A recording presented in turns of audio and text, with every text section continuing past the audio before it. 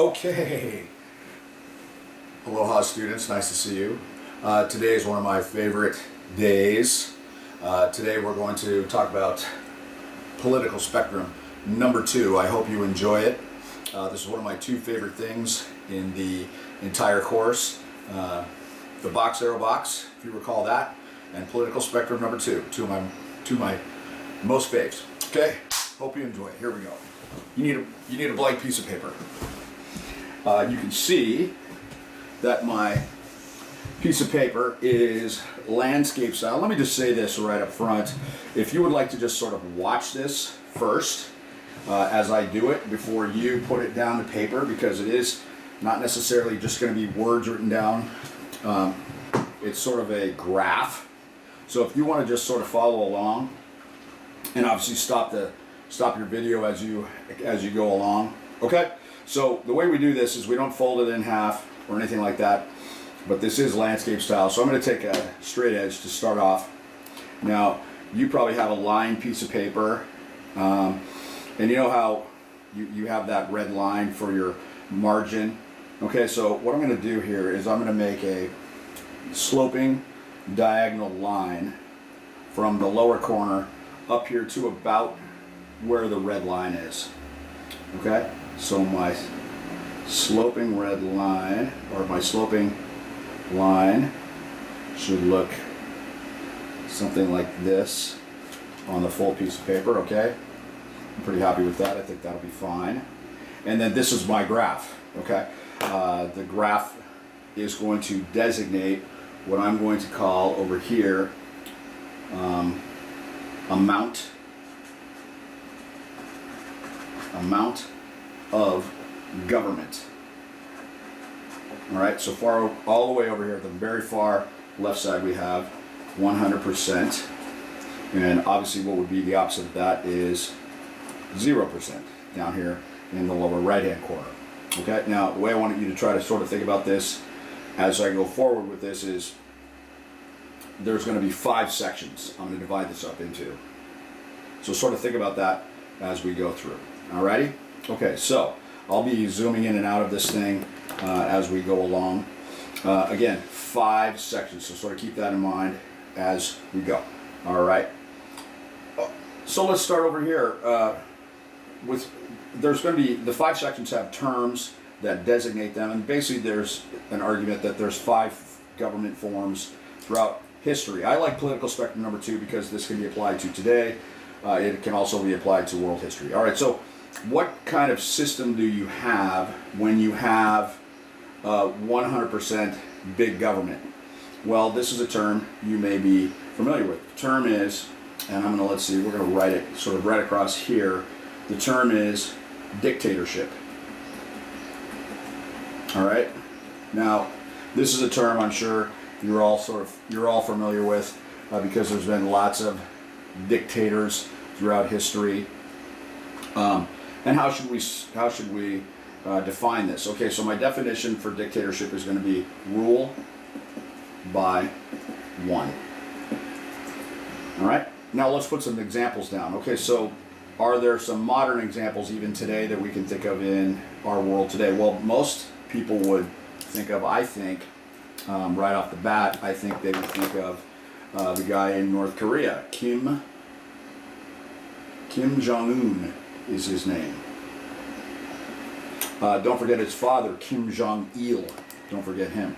A lot of people would think of the guy in Russia, Putin, Vladimir Putin. He's an example of somebody that is a virtual dictator. How about the guy in China? His name is Xi Jinping.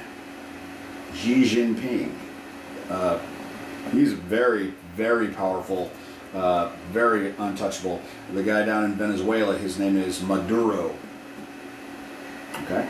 Right, now can we think of some other famous ones from modern history? Well, certainly Hitler comes to mind. He's the best example of all these types of things. Stalin, of course, is another one that we think of in the more recent modern times. We think of Mao Zedong from China, We think of Mussolini from fascist Italy, if you recall that. We think of Lenin. Let's not forget Lenin in the Soviet Union. He's sort of the founder of the Soviet Union. How about Castro in Cuba? Let's not forget Saddam Hussein, who was, everybody in the world knew who Saddam Hussein was at the beginning of this century, at the beginning of the 2000s. Mussolini I got up there. How about the guy before Maduro? His name was Hugo Chavez in Venezuela. And then, of course, the fact of the matter is we can think of lots of people from world history, can't we? If you think about, you just learned about Genghis Khan, didn't you?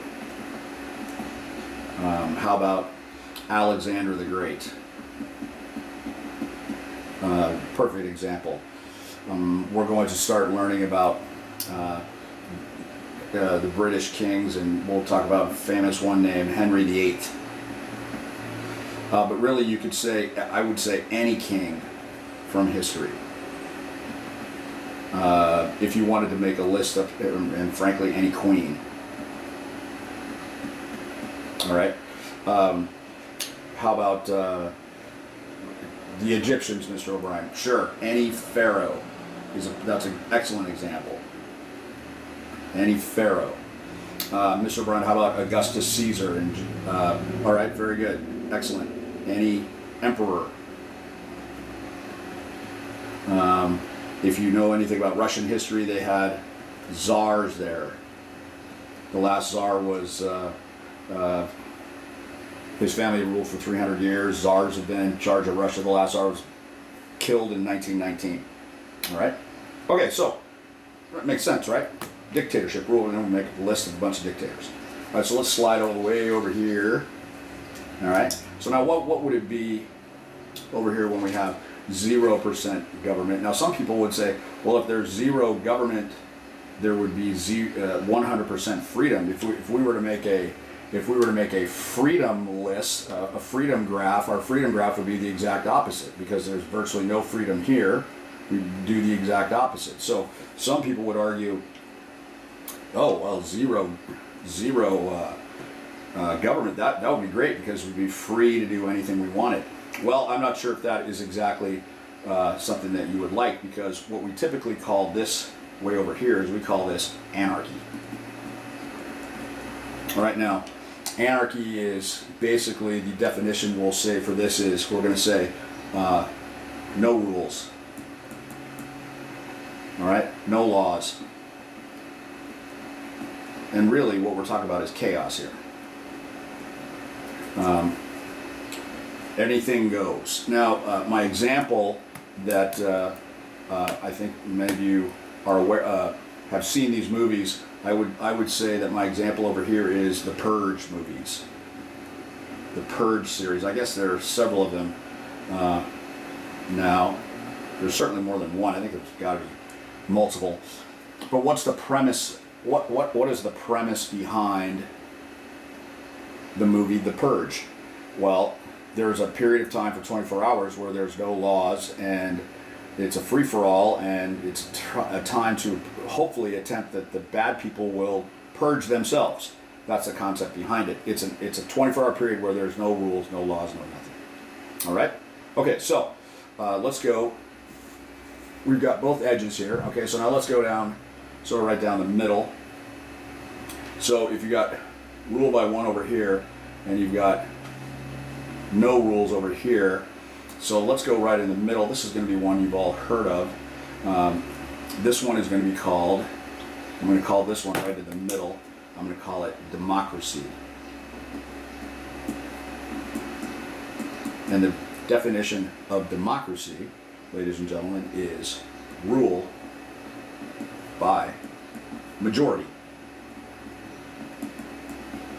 Rule by majority. Let me zoom in there for you so you can see that. Alrighty? Rule by majority.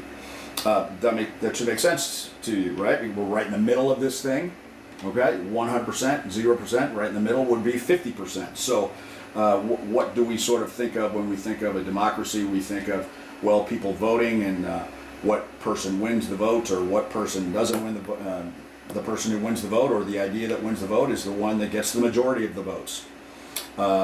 And from history, I think that the best example of this is ancient Athens. And of course, the ancient Athenians deserve credit.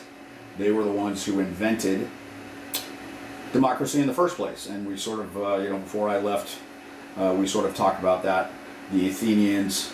By the way, the Spartans are going to be up here as well. We're going to finally get to the Spartans as well. All right, so I've got ancient Athens right in the middle. The concept of rule by majority. All right, so now there should be two spaces sort of left here.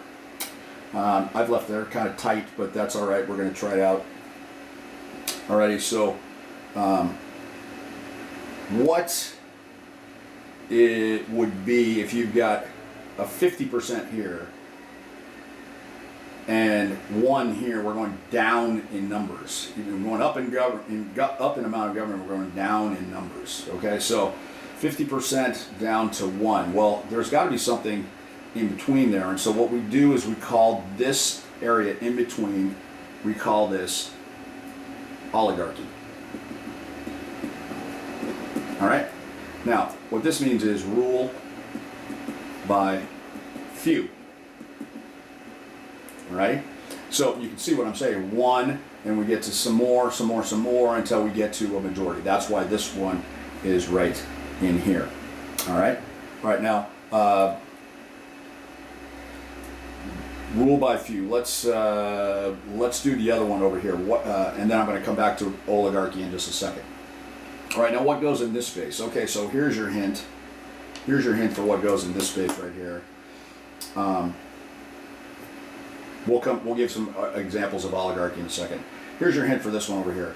Okay, what kind of government does the United States have? Now, your immediate thought, your immediate maybe thing that you jump to is you say, well, we live in a democracy. That's what most Americans think, and that's what most Americans believe. And I would say that's a logical guess, because what do we do every 2 years? We have elections in this country where people go and vote, and we think that whoever or whatever wins the vote has the majority of the votes. But I would throw this at you. Recite the Pledge of Allegiance. All right, here we go. Ready? I pledge allegiance to the flag of the United States of America and to the republic. What did I just say? It doesn't say, and to the democracy for which it stands, one nation under God, indivisible with liberty and justice for all. It says, to the republic for which it stands. So what stands in right here, we call this republic. Okay? All right, now I'm going to give this, let me give this here in just a moment. All right, now I'm going to pull out, and my examples are going to be, all right, we're going to say the USA is a republic. Let me tell you the inventors. We should say the inventors. The Roman Republic. All right. Even though we have Roman emperors over here, remember that Rome started off as a republic. I would even throw in here the Magna Carta, which you just heard about the other day. These are attempts at limiting the amount of government. All right, now I'm going to give you the definition here in just a moment. I'll give you some other examples. Great Britain, Canada, Australia, New Zealand. Some interesting ones are South Korea, Israel,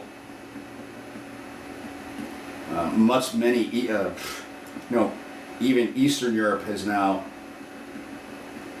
Eastern Euro countries, most of Europe is considers itself a republic. Mexico considers itself a republic. Republics are very much more common in the modern times. All right. Okay. So now I'm going to pull out my red pen, and what I'm going to do is I'm going to make some statements that are will be controversial and maybe surprising to some of you. All right?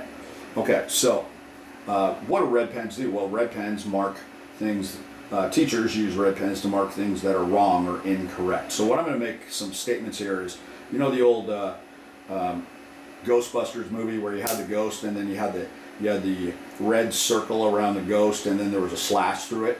The Ghostbusters eliminated ghosts. Well, that's what I'm going to do here. I'm going to make some surprising statements to you all about these 5. I'm going to eliminate some of them. All right, here we go. Now, here's what I'm going to say. First of all, the first circle with the slash I'm going to make is going to be right here. And what I'm basically saying is that guess what? The concept that we call a dictatorship really does not exist. It's not real. It is impossible to actually have a dictatorship. Now, some places have tried it, and I can actually tell you, like the Aztecs and the Incas are a perfect example of this. But here's what I would sort of say to you. The reason why these can't, a dictatorship does not really exist is, for example, did Hitler operate in a vacuum? Did Hitler sit around in a big German government building by himself with nobody in there and do everything on his own? No. Hitler operated not individually, but he had help from, of course, his group called the Nazis. And the Nazi Party ended up running Germany. Yes, Hitler was the guy they pushed forward and he said he's our leader, but really the Nazis ran Germany. Same thing with Stalin, Lenin, Mao, Castro, Chavez even to a degree. These guys were all, they didn't operate singularly. They were all communists. And so the Communist Party was the one that actually was running the show. Mussolini was a fascist. All right, he was not operating singularly, he was operating, there was a bunch of them. And then you can go back into history. Look, we go the king, queen, pharaoh, emperor. You know, who was the next king all the time? Who was going to be the next pharaoh? Well, it was, this is what I'm getting at, it was family rule. So who really ran these societies? Well, some elite family that came out of the wealthy class, well, say the nobility, the nobles. Maybe you recall the discussion about the Roman class system. There were really 2 classes, and one of the classes was called the Roman patricians. Patricians. This was the landowning class, and they dominated. You know, I wrote Roman Republic over here under Republic, but really the Roman patricians were the ones who sort of dominated even the Republic time period. And once Rome went to an empire and started having an emperor, the emperor came out of, was a family, his family came out of the nobility, out of the wealthy landowning class. Look, I would put Sparta down here. All right? Sparta is very interesting, isn't it? But Sparta is a perfect example of a cradle-to-grave, big government society. They get involved with your life as soon as you're born and all the way till you're dead. But you know, who sort of really ran it? If you recall, there was a group called the Homoioi, and they were the top elitist 10,000 men, and all the sort of, remember they had 2 kings, and all those supreme leaders came out of that one right there. Today, in modern times, we call these oligarchs, we call them globalists. The globalists are the ones who believe they're elitists and elite and really should be running the show all the way around. Sometimes in the United States we call this the deep state. All right? These people that all believe in big government. Okay? And yes, same thing. All these groups of people, what do they do? They put somebody forward, all right? And we see, okay? And we see that the person who's been put forward certainly is not acting alone. Okay, back to my red pen.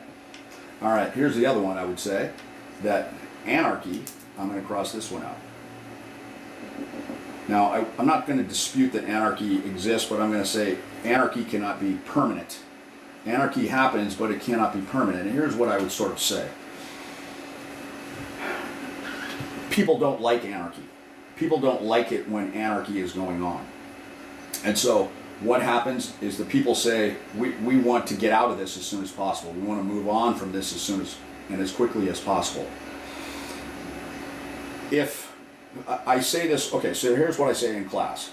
I say when I'm standing in the front of the room in class, and it's kind of weird that I'm saying this because I'm doing this from home, I say to the class, I say, if we had anarchy on Maui right now, would I be at school? And the answer is no. I would be at home, and I would have my doors locked, and I would have my any sort of weaponry ready to protect my property and my family, because guess what doesn't exist at this exact moment? Rules and laws, etc., and things like that. Okay? They don't exist, so who has to carry that out? I would have to carry that out. And frankly, if I injured somebody or killed somebody in the protection of my family and or property, what would happen to me? Well, technically nothing, because they're not happening at this particular moment. There's no laws or rules. Can I go to Subway for lunch in the middle of this? Can I go to get some gas in the middle of this? The answer is no. And that's why people hate this, because they can't, society is not run, it's not normal, it's not common, it's not what people want to have going on. Okay, so this doesn't last very long because people want to get out of it. All right, now here's the most controversial statement I'm going to make of the day. All right, I've got one more to cross out. You're going to be very shocked when I do this. You're going to say, my whole life is a lie. No, it's not. Don't worry. Here we go. The fact of the matter is, ladies and gentlemen, is that we have to cross this one out too. Because democracy in its pure form does not and cannot exist. Okay? Now, here's what I would sort of say. Here's my story that I like to give. I remember the old West of the United States, and the United States citizens move out into the territories and they try to set up towns out there. Okay, so here's the story I always tell students. Okay, so one day a guy comes into the town's bank. It's a new town, relatively. A guy comes into the bank and he's got a bandana across his face, and he pulls his gun out and he says to the bank teller, give me all the money. And the bank teller says, no, I won't. And the guy goes, bang, you're dead. And he shoots the bank teller dead. He points his gun at the other bank teller and says, give me all your money. The second bank teller gives him all the money. The guy runs out of the bank, gets on his horse, and rides out into the wilderness. Okay, now the people of the new town, they can't put up with this. So what do? They organize a posse to chase this guy down. All the men of the town chase this guy down with their own horses. All right, and let's say, for argument's sake, it takes 2 days to finally catch the guy. They catch the bank robber, and the head of the posse says, hey, we live in a democracy. Let's take a vote right now. Should we hang this guy right now for doing that? And these guys are angry and they're tired and they're mad that they've been on their horse for a couple days and this is a pain in the neck, and why do we have to? So let's take a vote. There's 20 guys in the posse, and the head of the posse says, okay, let's take a democratic vote. Who's in favor of hanging this guy? 20 guys raise their hand in favor. All against. The bank robber raises his hand. 20-1. Oh, the head of the posse is excited. Get a rope, find a tree. We're going to hang this guy. This is great. This is awesome. Let's do it. Suddenly, guess who rides up? The sheriff. And the sheriff rides up and he says, what's going on? And the head of the posse says, sheriff, perfect timing. We caught the guy, and we just took a vote, and the vote was 20-1 in favor of hanging this guy, and we're just about to do it right now. Well, what does the sheriff say? The sheriff says, you can't do that. Why not? It's against the law. We don't live in a democracy. We live in a republic. Rule, here's your definition, by law. There's your definition of republic. So now what is the point I'm trying to make here? The point I'm trying to make here is very simple, and that is that you cannot have a pure democracy, because things like I just described could happen. You could have 5 guys walking down the street and vote 5-1 to beat up somebody to take their money. What prevents those 5 guys from beating that person up? It's law. So here's my point I want to make about this. I want to say that law does something very simple. It protects minorities from the, and the word I'm going to use is whims of the majority. Okay? When you act whimsically, right? If you act whimsically, you act just on it just came into my mind and I act upon it. All right? Now, minorities, usually we think of the term minority is associated with some racial group. Okay, it could be that. But it could also be that one person walking down the street. It could be that that bank robber. There's laws that protect that person until a trial. All right? So minorities don't necessarily have to be the first thing we think of as a racial group. Doesn't have to be that way. It could be. All right? By the way, why do I feel comfortable going out of my house and I lock it, and maybe I have an alarm system, but why do I feel comfortable leaving my house empty sometimes? Well, what's protecting my house if I'm not there? The law is protecting it. So that's the kind of society we live in. Now you may say, well, Mr. O'Brien, what about the fact that I happen to know that and you even said it, we have democratic voting every 2 years. Well, the fact of the matter is, what you really live in is what I would call a democratic republic. That's really the society that you live in. That's exactly, if you want to get down to it, what the United States is. Because yes, that is true. Like, for example, 5 times in history, the person who got fewer votes for president became president, because the law is very specific on how our presidential elections run. Okay, so that's my description for that. All right, everybody? And we will come back to this. This looks very good so far. I've got a lot of space for what I still want to do. All right, so this looks really good so far. And we will catch you, and we'll complete this next time.